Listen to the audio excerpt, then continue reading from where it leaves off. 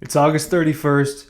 It's 9 a.m. You've been waiting for this for months. Maybe it feels like you've been waiting for it for years. And Georgia's about to play Clemson, right? And it's a tough opening matchup. I don't think it's going to be super, super tough for Georgia. That is my opinion. Some people are of a different opinion than me. But it is the first step in a very, very long season that is a gauntlet. It is the opening act in a video game. You're kind of getting a little mini boss to start out with. It's almost like the opening kind of tutorial, right? That's what it is for Clemson. Before you get into your Tennessee Techs and your Mississippi States and all that, and you got to go through all the goons, right? And then later on, you get more bosses like Texas and Ole Miss and Alabama, etc., etc. It is a gauntlet for Georgia. And the take has been that this is, Georgia, there's been a lot of whining out there. Oh, Georgia, they did us wrong. Oh, man, what? Stop whining if it's one of you. Because I actually think that this really tough schedule is a good thing for Georgia. It's coupled with my most previous video just 24 hours ago from publishing this one where I talked about the new college football playoff. I talked about the schedule. I talked about a little bit about what it means for Georgia. The one thing I didn't really hit on in that video, and because I thought it was just a given, is that there is leeway for Georgia.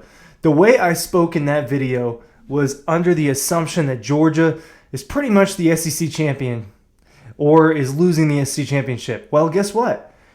Georgia doesn't even have to make the SEC championship, and they're going to be in the playoff most likely. If Georgia's two loss and somehow Bama or Missouri, whoever it is, Texas, Ole Miss, two of those teams end up being just one loss teams, I'm telling you right now, Georgia is most likely still going to make it unless something just, there is a possibility in a world where maybe something went really wrong because of that, right? Maybe they're just not as good as we thought they were because, hey, oh my goodness, why is Georgia losing a couple games? I don't think that's going to happen. But yes, there is leeway.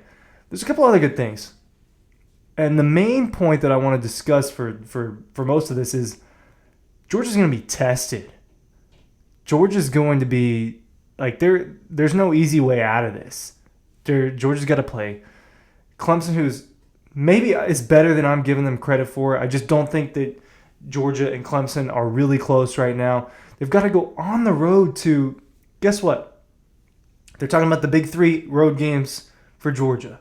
They talk about Clemson, or they talk about Bama, Ole Miss, and Texas. And yes, but they also got to do Kentucky. And that's not necessarily easy. I think it'll be easier because it won't be like a strange weather game. And I think that for Georgia, that could end up being just slightly easier than maybe what it's been in the past. But all of this being said, Georgia is going to have to deal with a gauntlet. Like we've discussed and established over and over again in this offseason, but I actually think that this could be a good thing. I think that I think Kirby likes it. I read a recent clip.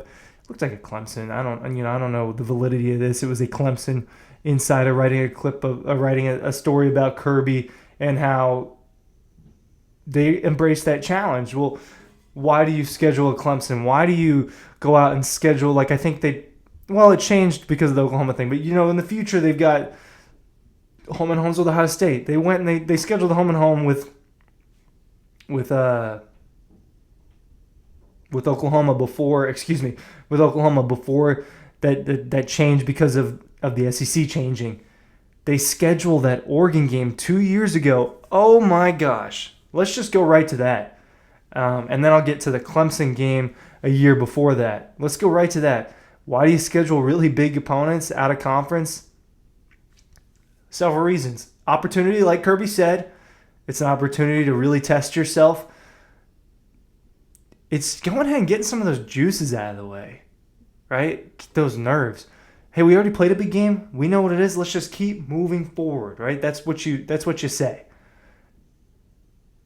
And then 3, you get what you get 2 seasons ago with Oregon, and Georgia just goes.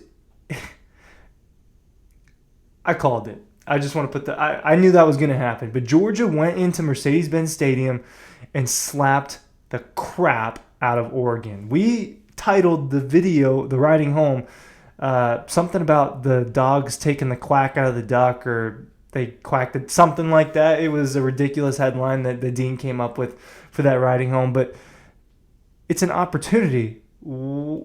Georgia was riding high off that. Stetson Bennett, Kenny McIntosh, huge game. Everybody ate in that game. Brock Bowers was one of the only people that didn't. Matt McConaughey had 2 touchdowns. A.D. Mitchell had a touchdown. Christopher Smith was flying around and just popping people.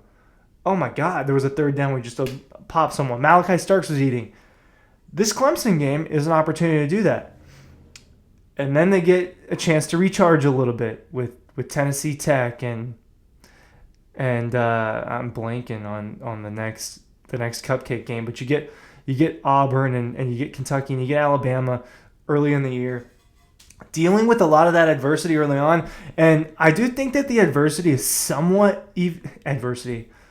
I do think that the schedule is somewhat evenly distributed in terms of its challenges.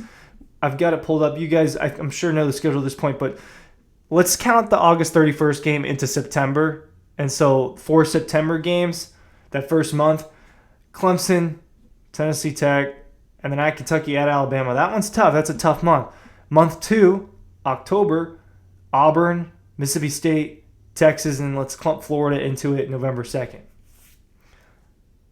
Challenge 1, challenge 2, challenge 3, and then you say, oh, what about the end of the year? Well, they got to go to Ole Miss after the emotional game that is the Jacksonville game. What did we think like a year ago? Hey, Georgia's gonna come back from Jacksonville. It's gonna be it's gonna be tough sledding the next week against Ole Miss at home, and they beat the crap out of them. And that was really the game that kind of confirmed everyone's thoughts heading into conference championship weekend, saying, hey, we know that this team is going to dominate. But this challenge is evenly spread throughout the year. Georgia's going to have to stay on its toes the entire time. They can't sleep. And I think that that's good. There's no 2021 SEC championship, hey, we can get in no matter what. There might be a little bit of that, but it's different now with the way things are going to work. And now everybody, they're not going to be able to rest.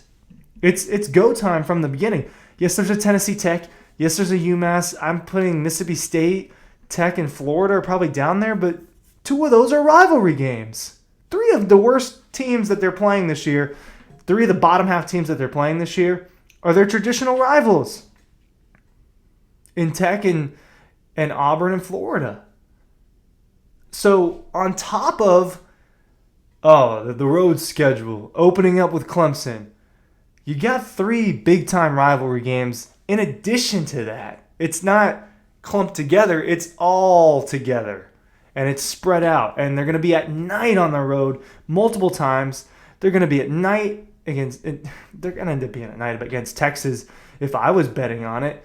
This schedule, to me, I feel like I probably didn't do a great job of driving to where I'm going here. When it comes to the playoff, it shouldn't scare them to play Oregon and Texas and Ohio State, or if Michigan makes it, or Notre Dame, or whoever it is. Georgia will already be battle-tested, and by that time, at worst, they're 10-2 most likely. At best, they're 13-0. SEC champions heading into it. And either way you flip it, you know that Georgia probably knows how to deal with that thing. You know that Kirby Smart's been in this situation before. I look at this schedule with a new light recently, and I think that it could be a good thing for the Georgia Bulldogs being battle-tested. You saw me check my watch real smooth there. Being battle-tested. They're going to be ready. They're going to be ready at the end of this thing. Mark my words. Thanks for watching.